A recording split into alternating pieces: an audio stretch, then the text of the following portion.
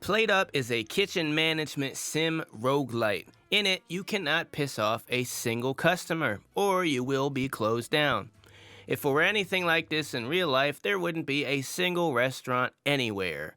But basically, you have a bunch of dishes to choose from that you unlock over time. If I remember correctly, you start with steaks, and I think salads came next, but it does take some time to grind up to unlocking some of the later game dishes.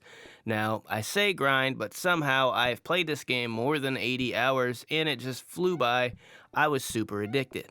Each dish has its challenge. For example, burgers are really easy to make and put together, but they pay very little, so unlocking good equipment and whatnot can be very difficult to do. So while the dish is easy to do, I have not made it to franchise with burgers still. In my experience, pizza is probably the easiest if you're tired of losing and want to make it to the end, but it can have its challenges as well.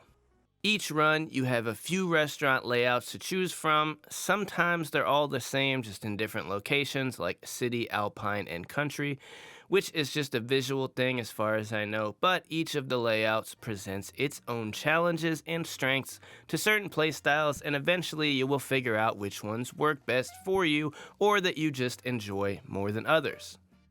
Along with that, you actually unlock items just from playing that can be brought into a run with you from the start. This can be incredibly helpful and honestly make or break you on certain runs. For example, you can unlock an extra life so that if you wind up with a line outside or time runs out at someone's table, you don't have to shut down and you can keep on, and this has saved me more than one of my runs for sure.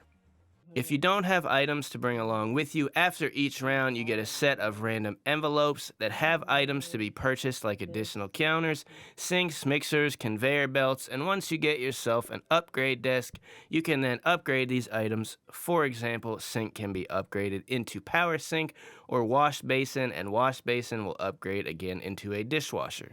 This is where the money I talked about earlier makes a huge difference, because getting a bigger stack of plates and a new sink early on is a game changer. The biggest RNG run decider in this game is upgrade cards. As you get through the days, you have the chance to pick from 2 different cards a few times throughout a playthrough. These cards range from adding dessert options, ingredients to the main dish you already are playing, more customers, less pay, and so on. These make a huge difference. Some runs you get great cards that are easy to deal with, and sometimes you just get really awful picks and they make it almost impossible to win. The main objective is to survive 15 days to start a franchise, and then you have the option to start with a few of your cards from that playthrough or convert them into experience. Once you hit day 15, every day after that is overtime, and losing at that point does not mean you lose the chance to franchise.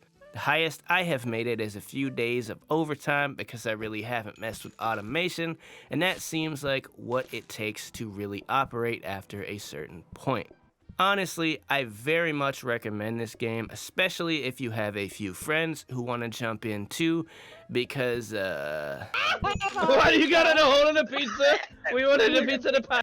You get it a fucking pizza, you know, like. Yeah, so definitely try this game out. It's a lot of fun solo or with friends, and has, at least for me, many hours of entertainment for only $17.99, and there's a demo if you just want to try it out real quick. But that is it for me. If you enjoyed this video, please follow us on Instagram at Sticks and Stones Gaming and on TikTok at Sticks and Stones Gaming, if you're so inclined to do so. Thank you for watching. See you next time.